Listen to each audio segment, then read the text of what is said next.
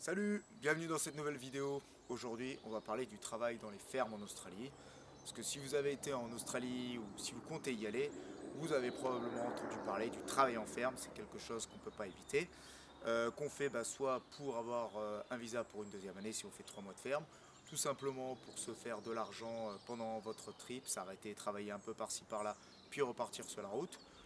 Ou bien aussi pour se faire un peu une expérience du bush en Australie et vivre quelque chose d'unique, d'authentique. Et donc la question que beaucoup de gens se posent, c'est est-ce que c'est facile de trouver du travail dans les fermes? Je vais vous répondre, je vous dirais que ça dépend de plusieurs facteurs. Tout d'abord, la saison pendant laquelle vous cherchez du boulot, selon si c'est l'hiver, l'été, donc saison humide, saison sèche si vous êtes dans le nord, la région dans laquelle vous vous trouvez, parce qu'il va y avoir une activité plus ou moins forte, et puis aussi si vous avez bien préparé à l'avance, c'est-à-dire est-ce que vous avez contacté des fermiers au préalable pour savoir si ils avaient besoin de travailleurs, si la récolte était bonne, ou bien des auberges de travailleurs. Donc tout ça, ça à prendre en compte pour essayer de maximiser ses chances.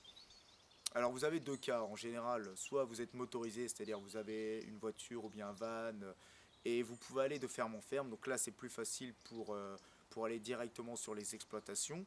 Encore une fois, je vous conseille quand même de vous renseigner, d'appeler les fermiers à l'avance, d'avoir déjà le Harvest Guide qui vous dira en fonction des saisons où il y a les récoltes, dans quelle région, à quelle période. Bon, après, ça change évidemment en fonction du temps qu'il y a, s'il va y avoir des fortes pluies ou bien une sécheresse. Il faut prendre tout ça en compte. Et puis aussi d'avoir un guide. Donc, par exemple, vous avez le guide des backpackers, vous avez 500 contacts de fermiers. Donc, c'est bien toujours d'appeler à l'avance, histoire d'éviter d'arriver dans une ferme, qu'on vous dise non et de faire ça pendant des jours et perdre beaucoup d'argent en essence. Donc, appelez les fermiers à l'avance. Et puis, comme ça, vous saurez s'il y a du travail ou bien vous attendrez quelques jours. Ensuite, ce qui est économique quand vous êtes comme ça, c'est que vous pouvez directement dormir dans le van, ça vous permet d'économiser pas mal d'argent. Et puis la deuxième option, comme c'était mon cas, c'est quand vous n'êtes pas motorisé. Alors là, dans la plupart des cas, le mieux c'est d'aller dans une auberge de travailleurs. Moi, c'est ce que j'ai fait, j'étais dans le nord de l'Australie, à Innisfail, à 1 heure de Cairns. Donc là, encore une fois, c'est important de bien préparer, c'est-à-dire d'établir des contacts. Moi j'étais à Cairns et en général vous avez des villes où il y a beaucoup de fermes autour, c'est des villes un peu reculées comme Innisfail, Bundaberg, Tully, Atherton, Stanford, Mariba. C'est des villes un peu dans la cambrousse, des petites villes où vous avez beaucoup d'auberges de travailleurs où les gérants des auberges s'occupent de vous mettre en relation avec des fermiers, de vous trouver du travail. Donc là aussi, veillez à toujours bien les contacter à l'avance pour demander, voilà, je cherche du travail, est-ce qu'il y a du travail en ce moment dans les fermes? Certains vous diront, en ce moment il n'y en a pas, attendre une semaine ou deux. Et puis moi c'est ce que j'ai fait, hein. J'ai appelé plusieurs gérants d'auberge et puis au bout d'un moment, il y a un gérant qui m'a dit, bah oui, il y a du travail en ce moment, viens demain et puis ça va aller assez vite. C'était le gérant, moi j'étais dans le Backpacker Shack à Innisfail, c'est une ville qui compte 5 auberges de travailleurs. Donc moi c'est vrai que j'ai eu de la chance, c'est allé assez vite. Je suis arrivé, 2 jours après j'ai commencé dans une ferme. Parce que pour certains, il faut attendre une semaine, voire deux, trois.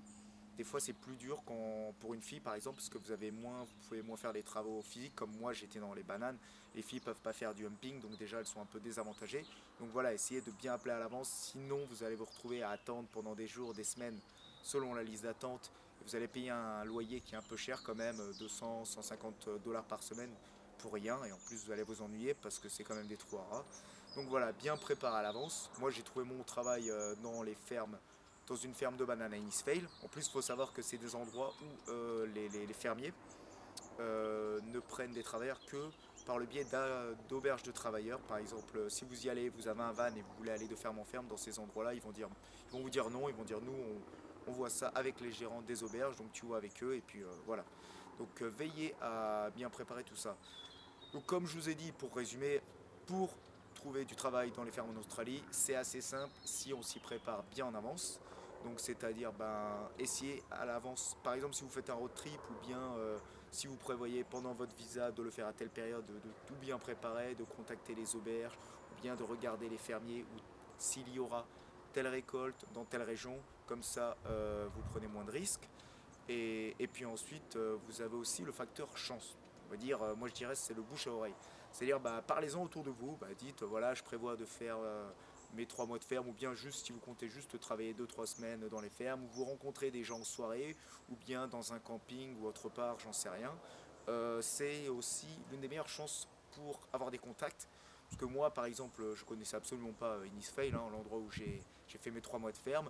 J'étais avec des amis en soirée, et je leur ai dit, bah là, je cherche du travail dans les fermes, et j'ai des amis, ils m'ont dit, ah bah nous, on a travaillé dans les bananes à Innisfail, tiens, regarde, il y a plein d'auberges. Et c'est comme ça que j'ai découvert le bled, où il y avait toutes les fermes de bananes en l'occurrence, et que j'ai pu contacter un gérant et avoir un travail dans les bananes. Donc voilà, c'est super important aussi, voilà, d'en parler autour de vous, à vos amis. Ça vous apportera, ça peut faire beaucoup de différence. Voilà, bah, j'espère que ça vous aura aidé pour la suite et je vous souhaite bonne chance. Salut!